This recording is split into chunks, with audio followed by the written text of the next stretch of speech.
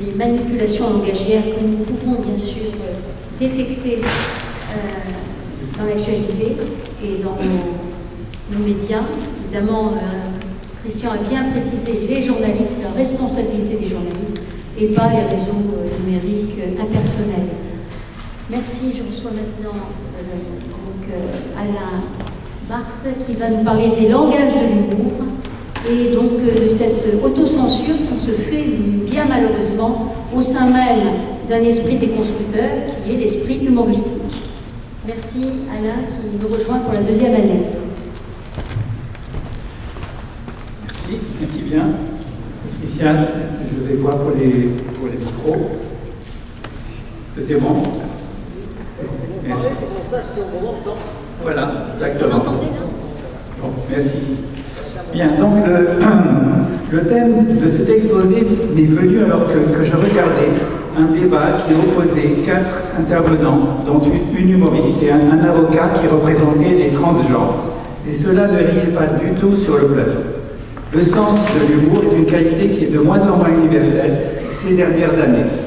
L'irruption dans la société de thèmes portés par des groupes identitaires, qu'ils soient politiques, culturels, religieux, sexuels ou autres, remet en cause tout à la fois la liberté à partir de l'individu et le caractère universel des valeurs et des êtres humains sur laquelle la société occidentale a été fondée depuis le siècle des Lumières. Et aujourd'hui, religion, racisme, genre et autres sujets portés par le mouvement woke ne peuvent plus prêter à rire, quel que soit le fond, la forme et le ton. Nous tenterons d'éviter ici de prendre parti pour ou contre ce mouvement qui est en gestation. Certains de ses défenseurs formeront certaines élites de demain dans des universités américaines réputées. Certains de ses détracteurs l'associent à une nouvelle utopie ou à une forme de décadence de notre civilisation. Mon objectif aujourd'hui est d'examiner l'effet de ce mouvement sur le langage et par extension sur son appréciation de l'humour. L'humour qui prend plaisir à jouer avec le langage est réduit par ses détracteurs woke à une prise de position personnelle contre les identités plurielles, à une violence faite par l'émetteur d'histoires drôles, à une manipulation sémantique cachant des buts inavoués, à un récepteur qui, par principe, ne peut pas prendre les choses au premier degré. Pardon, ne prendrait les choses qu'au premier degré. Des situations comme la gêne des médias anglo-saxons sur les offenses religieuses, les dessinateurs de presse qui ont été écartés, les sensitivity readers, les lecteurs de sensibilité dans l'édition et dans le cinéma, et la contestation de spectacles d'humoristes sont autant d'indicateurs à une forme de restriction de la liberté d'expression. Cette situation se focalise aujourd'hui sur les thèmes de la race et du sexe, et culminant sur le thème des transgenres. Dépasser l'ère politique où l'union des êtres humains pour une vie commune en société était la vertu cardinale. Aujourd'hui, nous sommes passés à l'ère d'une société fragmentée, constituée de groupes d'identités en lutte pour leurs droits, à la guerre de chacun contre tous. Dans ce cadre dramatisé, avec pour certains de ses membres une grande fragilité psychique, parfois en liaison avec une blessure narcissique, le second degré est devenu persona non grata. Le langage joue un rôle central dans cette transformation de la société et la novlangue Newspeak, créée par le ministère de la Vérité, évoquée par George Orwell dans son livre 1984, devient progressivement une réalité. À la différence près qu'aujourd'hui, il n'y a plus une seule vérité qui serait celle du parti, mais autant de vérités que d'organisations qui la portent avec des conflits potentiels subséquents.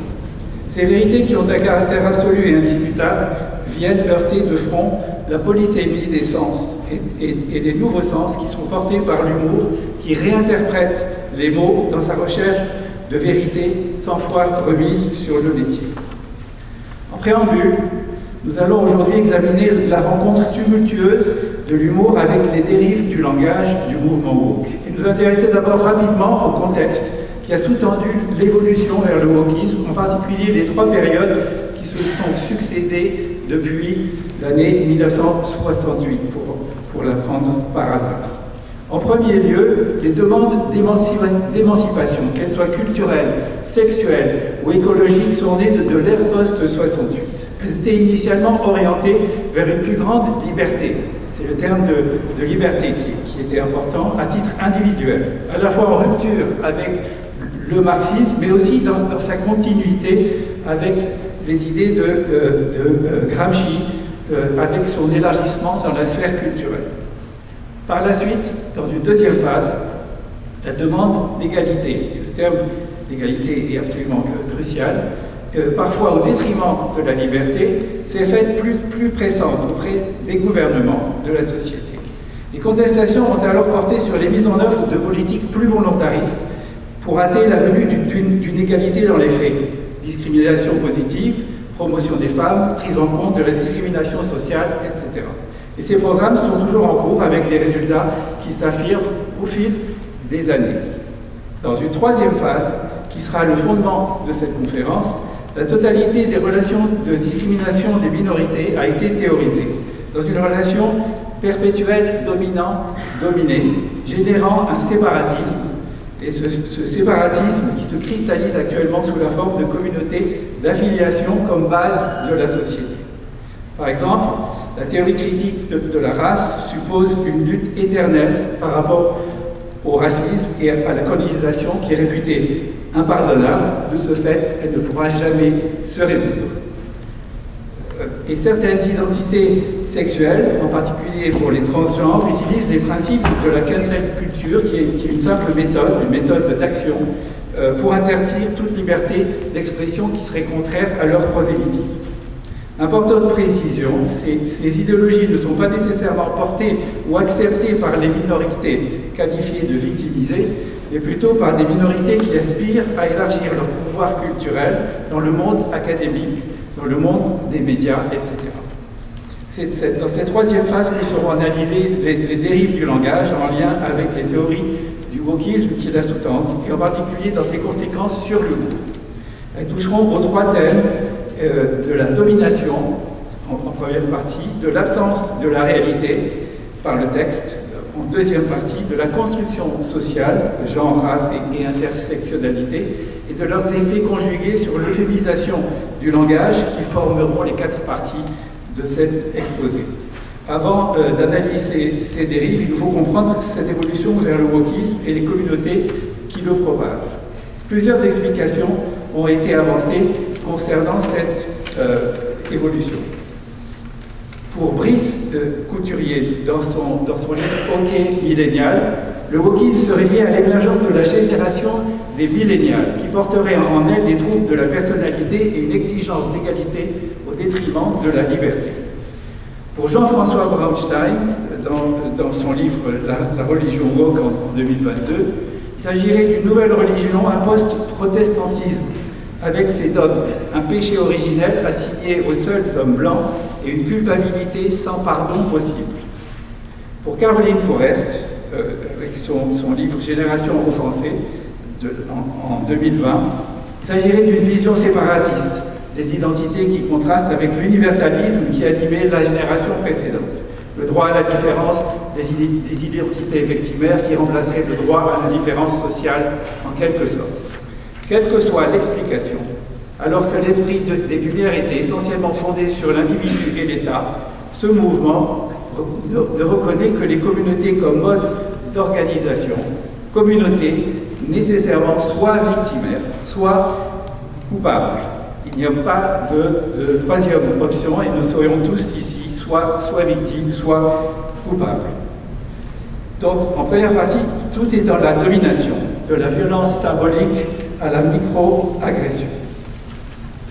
Le thème de la domination n'est pas un monopole de la théorie woke. Son caractère spécifique, en dehors du domaine politique, porte par construction sur la toute-puissance d'une interprétation psychologique de la violence des mots qui est rendue légitime par un ressenti indiscutable. Retraçons l'évolution de cette théorie de la domination dans le langage. Selon certains auteurs, le langage et la violence seraient des opposés. Le langage joue un rôle majeur dans le fait qu'une représentation détaillée du réel, à la fois différenciée et articulée, contribue positivement aux relations sociales. Par exemple, Boris Cyrulnik, la violence est inversement proportionnelle au nombre de mots qu'on a dans la tête. Ou Marek Alter, la violence commence là où la parole s'arrête. Un deuxième niveau serait que le langage et la violence symbolique seraient superposés. Pour Pierre Bourdieu, le langage serait un vecteur de violence symbolique.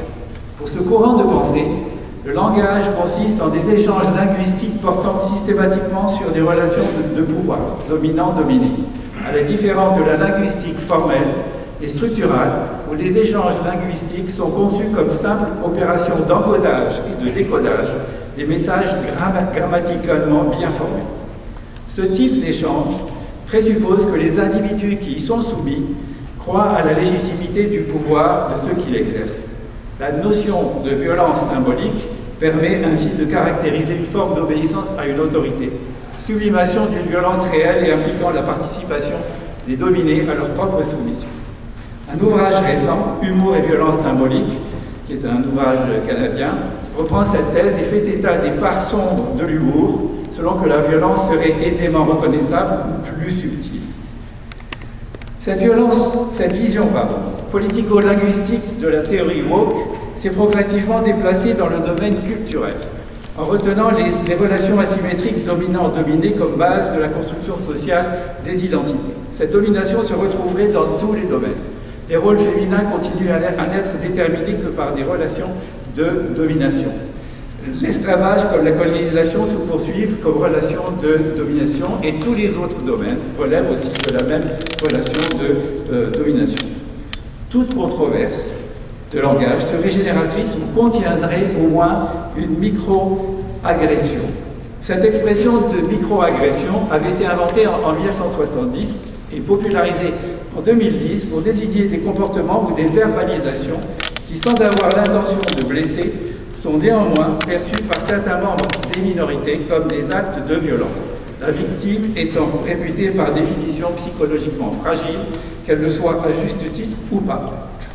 Sans nier certaines situations, l'hypersensibilité à ces remarques a souvent pour conséquence une surinterprétation de la part du récepteur. Nous sommes passés d'une analyse des intentions du locuteur, a-t-il voulu blesser, à celle de l'impact sur le récepteur, s'est-il considéré comme blessé. Selon certains psychologues, la génération des millénials aurait été surprotégée. Les enfants étant moins exposés qu'avant, leur système immunitaire réagirait alors de façon excessive. La notion victimaire de l'espace protégé vient de la psychanalyse pour désigner un lieu virtuel protégé de toute violence. L'entre-soi, consistant à décortiquer sa propre identité, présenterait un intérêt pour déconstruire, avec les proches de la communauté d'appartenance, une certaine haine de soi et se réconcilier avec soi-même. Il peut servir de thérapie personnelle. Il y a insistance de la théorie woke sur la thérapie, mais aussi conduire à un repli identitaire. Quels effets sur le langage, avec l'expérience et le ressenti psychologique du dominé comme boussole? Tout discours n'aurait d'autre enjeu que la question du pouvoir. Une dynamique de pouvoir est interprétée dans chaque interaction, dans chaque parole prononcée, dans chaque création culturelle. Il y aurait une confusion entre croyance, idéologie et savoir en relation avec le pouvoir. Tout savoir serait un pouvoir. L'expérience ressentie de la violence serait une source supérieure dans le discours par rapport aux autres modes de raisonnement. Ce sont les expériences vécues qui sont garantes de la vérité du discours. Vérité partiale, engagée, militante, tout langage est ainsi associé à un point de vue. Du fait de la fragilité de certaines personnes par rapport à des agressions ressenties, une discussion argumentée n'est pas possible. Il suffit qu'une seule personne se sente agressée pour que la parole soit interdite, d'où une mise hors du débat et un coupé court de la discussion. Le langage est devenu ainsi un terrain de bataille. Les paroles peuvent blesser, les mots comportent des charges émotionnelles qui, par une confusion abusive entre l'imaginaire et le réel, sont équivalentes à une violence physique. Quels effets sur l'humour qui est devenu réputé pouvoir? Dans la perspective woke qui a été décrite précédemment, l'humour est lui aussi vu comme un rapport de pouvoir, un rapport de force entre dominant et dominé qui porte en lui une violence. Il cristalliserait les tensions sociales tenant au statut et à la position de celui qui en est l'émetteur. La politique des identités tend à atrophier le sens de l'humour de ses partisans. La génération 68, comme le rappelle Brice Couturier, appelée à briser les idoles et à faire preuve d'un irrespect général. La nouvelle génération exige qu'on célèbre ces vaches sacrées en bannissant l'usage inapproprié et irrespectueux de l'humour. Auparavant, Coluche et des proches pouvaient proférer les horreurs sans qu'on ne les soupçonne un seul instant de le penser vraiment. Aujourd'hui, rares sont les humoristes qui peuvent manier un second degré au-dessus de tout soupçon. Le second degré aurait donc-il changé de camp? Un discours d'humoriste qui met en scène des personnages de pure fiction est aujourd'hui très facilement assimilé à celui d'un éditorialiste, d'un chroniqueur, d'un philosophe ou d'un politique, et facilement étiqueté comme faisant partie d'une contre-offensive réactionnaire si le sujet touche les minorités. Et si les associations qui se sentent visées par ce qu'elles considèrent comme attentatoire à la dignité humaine veulent instituer un nouvel ordre moral, une police des mœurs et de la vertu. Quelques exemples de micro-agressions qui sont à connotation raciale qui sont tirés d'un livre satirique, où les commentaires sur l'ethnicité de la minorité sont fortement déconseillés, comme « J'adore vos cheveux ». D'où venez-vous? Vos parents ont-ils grandi ici? Comment prononcez-vous cela? J'aime votre nom. J'apprécie votre culture. Mais aussi, je n'apprécie pas votre culture. Je serai ami avec n'importe qui. Maintenant, nous en venons à la deuxième partie, sur le texte. Tout est dans le texte. Une pensée qui est déconnectée du réel. La French Theory a façonné le discours woke qui a repris à son compte en le déformant certains concepts comme la déconstruction, en donnant un sens primordial au pouvoir des mots dans la transformation de la société. Une fois encore, remontant à l'historique pour mieux comprendre. Quel sens donner au langage? Les prémices de la situation actuelle remontent donc à la French Theory, au post-structuralisme exporté aux États-Unis principalement par Lyotard, Foucault et Derrida dans les années 1975-1980. Même si de nombreuses différences existent avec les théories actuelles, ces effets se font sentir dans les domaines suivants. En l'absence d'un sens de l'histoire, tout est socialement construit et peut de ce fait être déconstruit. La vérité et la moralité sont relatives, selon Foucault. La vérité partagée et ultime étant inconnaissable, on est en droit de suspecter tous les énoncés. La réalité n'existerait pas en dehors des mots. Selon Derrida, il n'y a pas de hors-texte. C'est la représentation qui produit la réalité et non l'inverse. Déconstruire, donc du sens apparent à son essence, ne signifie pas détruire, qui part du sens apparent pour aller vers un non-sens. Si la déconstruction mène au changement, la destruction mène à l'annihilation pure et simple. Le mouvement woke oscille entre ces deux options selon les domaines dans lesquels il est actif. Donc la pensée woke déconnectée du réel, l'interprétation de la pensée de Jacques Derrida aux États-Unis a amené à une survalorisation des effets politiques attribués au langage en tant que moyen de transformer la société. C'est le langage qui créerait la réalité. Pour la théorie woke, seules les consciences existeraient, en toute indépendance par rapport au corps. De plus, ces consciences fabriquaient le monde comme le monde virtuel, ce qui conduit à des pensées comme « je me dis que je suis de tel ou tel genre, on doit donc me traiter ainsi et le monde doit être adapté à ma croyance ». Dans la théorie du genre, l'exemple des pronoms, qui est une pratique officielle aux États-Unis, est significatif. Il faudrait indiquer par quel pronom masculin, féminin ou neutre, c'est-à-dire il, elle ou iel, par lesquels nous voudrions être identifiés. Ceci pour éviter des suppositions erronées qui seraient offensantes. Enfin, cette identité pourra toujours être soumise à révision, nommée fluidité du genre. Les corps ne seraient plus que des supports passagers pour telle ou telle identité. Le monde imaginaire vers la réalité augmentée et le métaverse ne sont pas loin. Quels effets sur le langage? La pensée magique comme principe. Le rôle du langage est depuis la création du monde est présent depuis la création du monde. Si on se réfère au texte biblique, les choses furent d'abord nommées avant d'être créées matériellement. Certaines interprétations kabbalistiques indiquent même que c'est le mot qui a créé le monde et que le mot est la réalité, le monde n'étant qu'une illusion. En linguistique, certains textes ont un pouvoir performatif, selon le philosophe et linguiste anglais J.L. Austin, avec l'exemple du maire lorsqu'il dit « Je vous déclare unis par les liens du mariage », qui bien sûr n'est uniquement valable qu'en vertu des pouvoirs qui lui sont conférés. Pour la théorie mot, le critère du sexe ne serait plus un élément objectif. Il suffirait, comme je vous l'avais dit, à un homme de prétendre qu'il est une femme et inversement pour qu'il le soit automatiquement. Et si le langage ne marque plus de différence entre hommes et femmes, alors il n'y aura plus de différence entre hommes et femmes.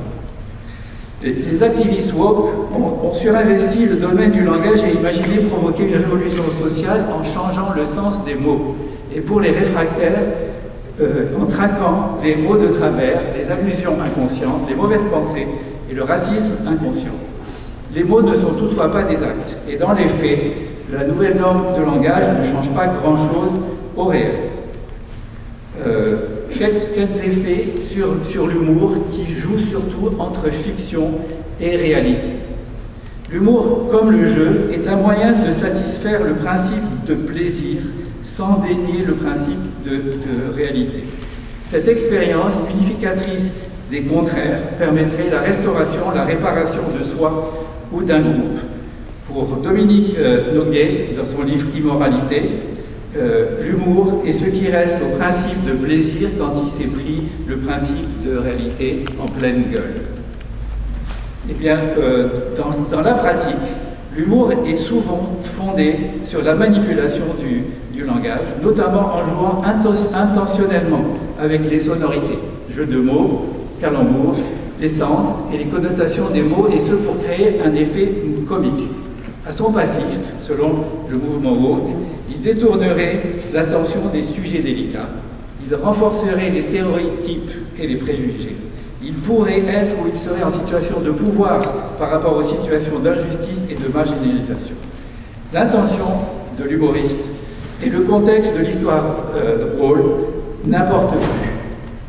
C'est le ressenti du récepteur qui est le seul indicateur de la viabilité de l'humour. Toutefois, même si les humoristes doivent réfléchir, et ils le doivent aux conséquences de leurs paroles, ils ne peuvent raisonnablement tenir compte de tous les groupes potentiellement offensés.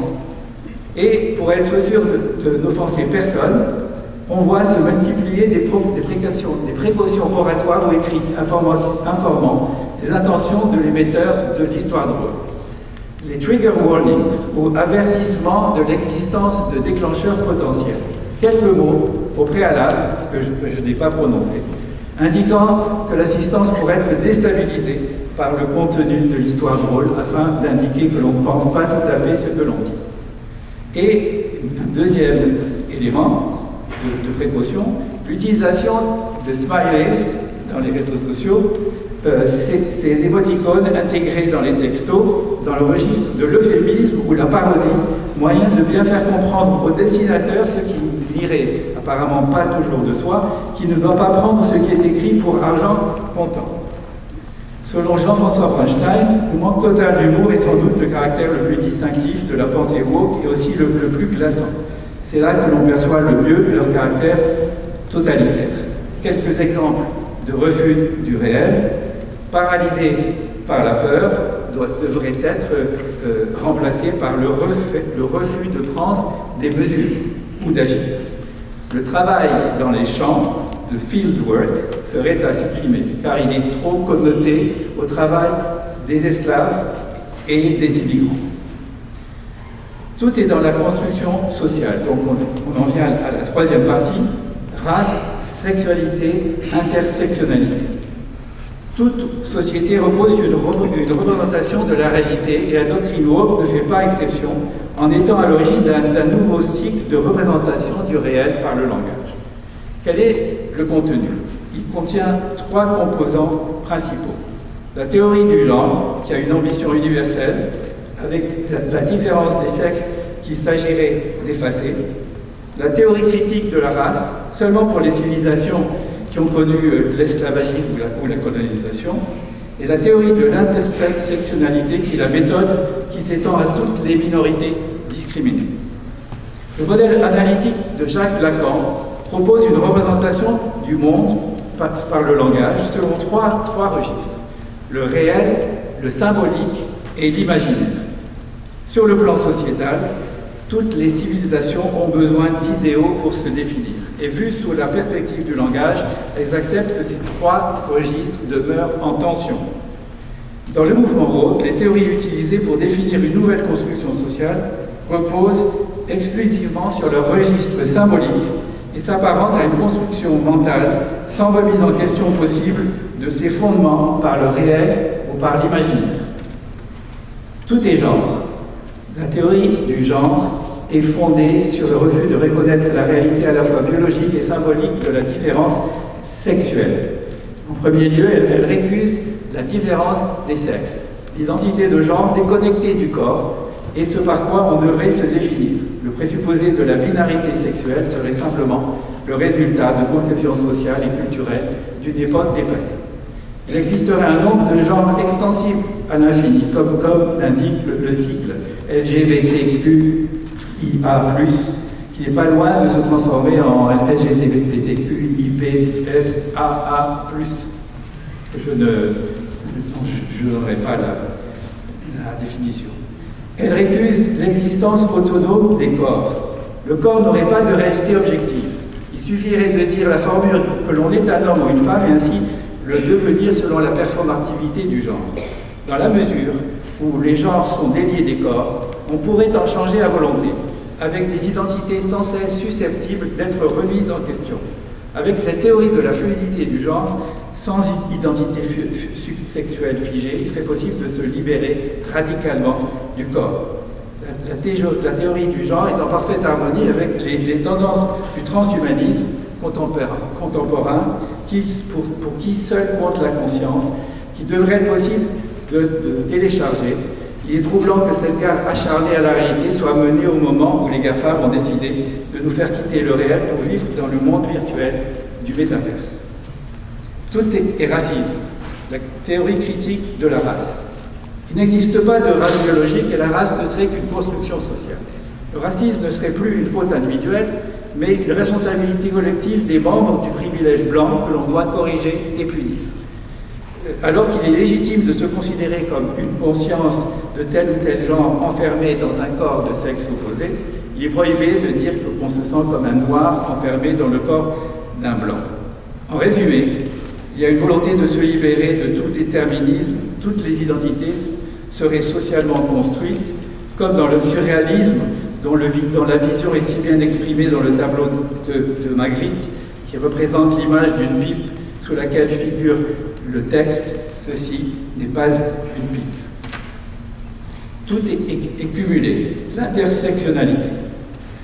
L'intersectionnalité, qui est un croisement entre race, sexualité et ethnicité, est un concept politique développé par Crenshaw dès 1987. Elle rassemble les combats de toutes les identités minoritaires qui s'estiment discriminées et seraient l'objet d'oppressions individuelles multiples. L'expérience intersectionnelle dépasse la somme de ses composants, racisme, sexisme, etc. Ces derniers n'étant pas des catégories exclusives et séparées. Elle fait penser au thème de la convergence des luttes ou l'union dans les luttes d'une gauche politique. Toutefois, cette fragmentation additionnelle des identités porte aussi en elle les germes de la concurrence victime.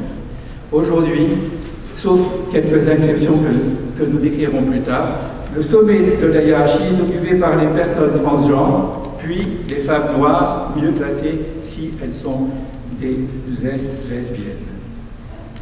Quels effets sur le langage? L'identité offensée comme référence.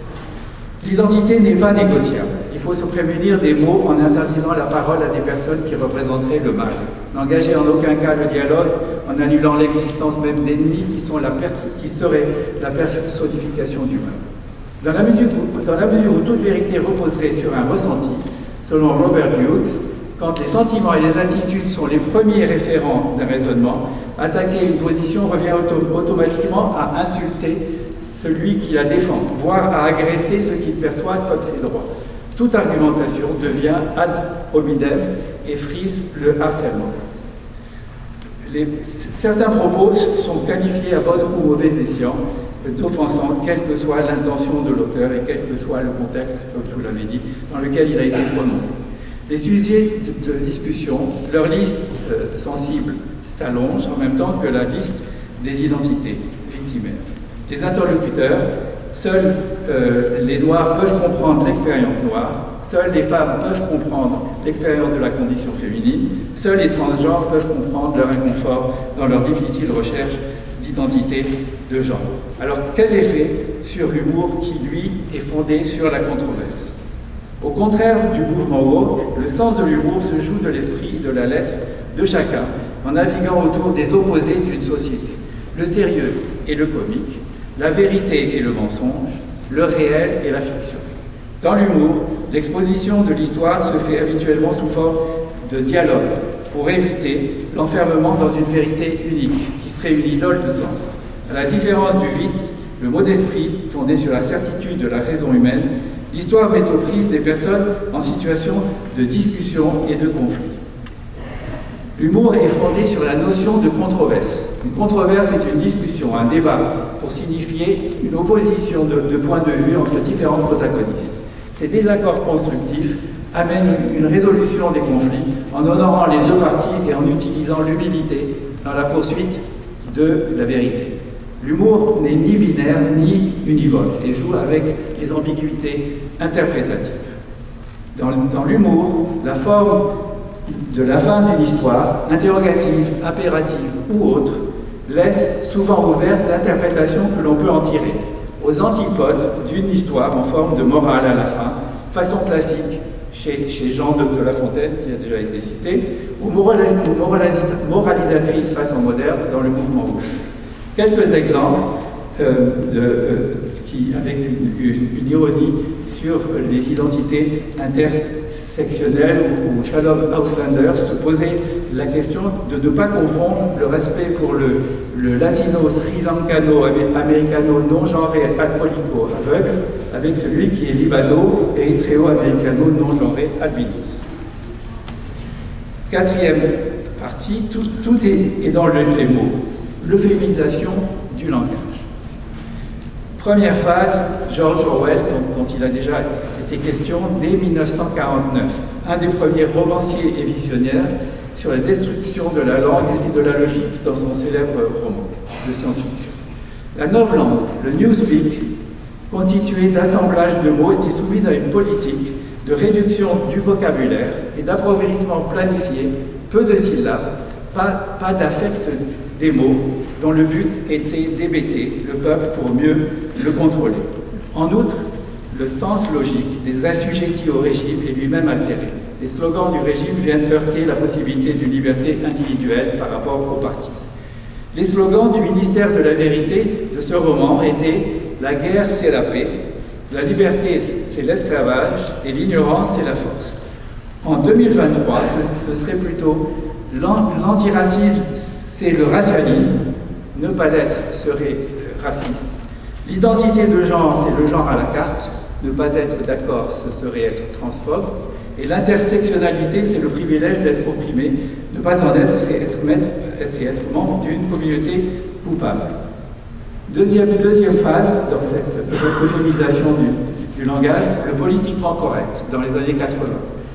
Robert Hughes définit le politiquement correct comme étant la quête d'une dignité verbale introuvable qui masque un dénuement réel, usage systématique de l'euphémisme, une certaine manière de débaptiser les êtres et les lieux pour échapper aux plus infimes soupçons de connotations péjoratives ou dépréciatives.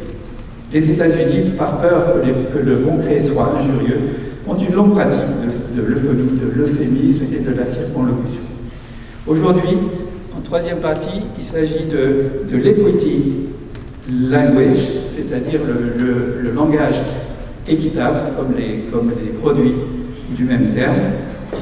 Cette tendance, encore plus présente aujourd'hui, a essaimé dans le langage, et en particulier dans de nombreux guides de langage équitable, utilisés par des associations importantes comme American Cancer Society ou American Psychological Association ou les universités de Columbia et de Washington, qui se fournissent auprès des mêmes sources et qui donnent des recommandations sur la bonne façon de communiquer. Dans un très intéressant article de George Packer dans la revue The Atlantic en avril 2023, intitulé The Moral Case Against Euphemism, sont passés en revue un certain nombre de changements d'expression qui viseraient à établir plus d'égalité dans le langage. Il s'agit de purifier la langue de toute trace de privilèges, de hiérarchie, de biais ou d'exclusion, le but étant la recherche d'un monde sans oppression ni injustice.